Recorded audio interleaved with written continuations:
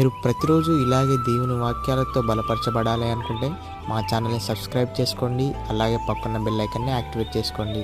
అలాగే మీ స్నేహితులకు, మీ సన్నిహితులకు మా ఈ ఛానల్ని షేర్ చేసి ప్రతిరోజు ప్రతిదినం దేవుని వాక్యాన్ని వారికి ప్రకటించుటకు సహాయం చేయండి. దేవుని బిడ్డలందరికీ నా హృదయపూర్వక వందనాలు. ఉదయకాలం దేవుని ఒక వాగ్దానం ధ్యానం చేసుకున్నాము. 5వ కీర్తన 11వ వచనము. నిన్ను ఆశ్రయించి వారందరూ సంతోషించుదురు, నీవే వారిని కాపాడుదు గనుక వారు నిత్యం ఆనందధ్వని చేయుదురు. దేవుడు ఒక వాగ్దానం మన పట్ల చేస్తున్నాడు.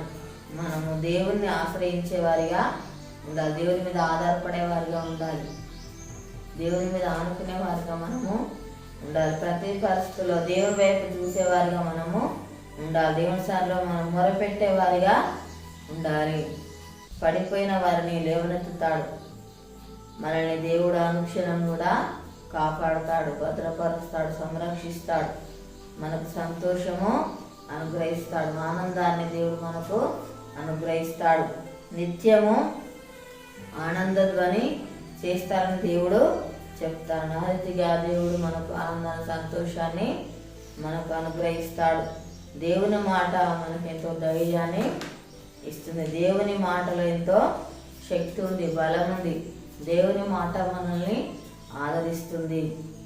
దేవునికి అసాధ్యమైనది ఏది కూడా లేదు. దేవునికి సమస్తము సాధ్యమే.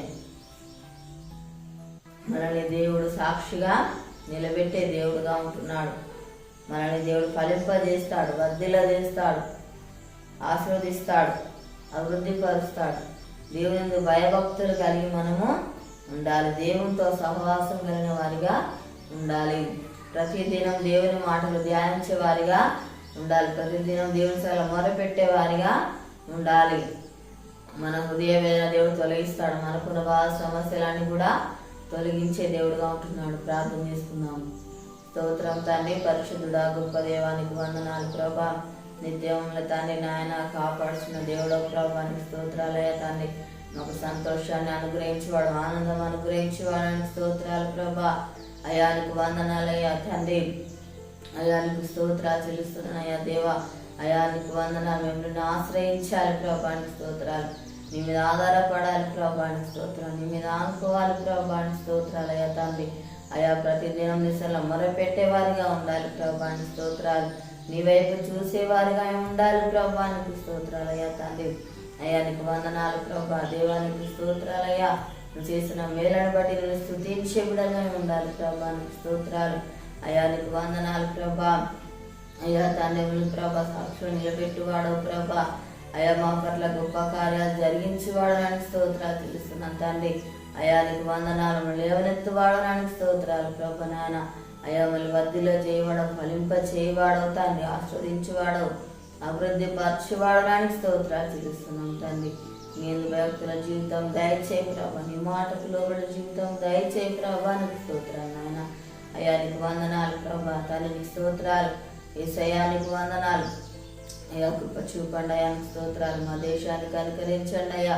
ప్రతి ఒక్కరికి మారు మనసు రక్షణ దయచేయండి ప్రభా. అయ్యా అనారోగ్యంతో ఉన్నప్పుడు స్వస్థపరచండి ప్రభా. స్తోత్రాలు.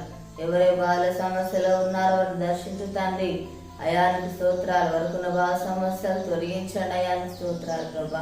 తండ్రి అప్పులతో బాధపడుతున్న బిడ్డలను దర్శించు తండ్రి.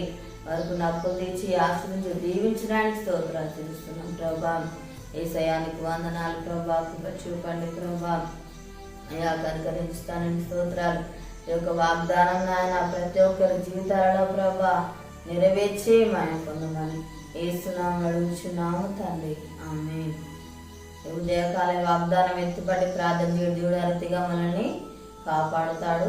ఏదో పుట్టినరోజు జరుపుకున్న వారికి, పెళ్ళిలో జరుపుకున్న వారికి నా హృదయపూర్వక శుభాకాంక్షలు తెలియజేస్తున్నాను. దేవుడు మిమ్మల్ని దీవించుగాక. ఆమేన్.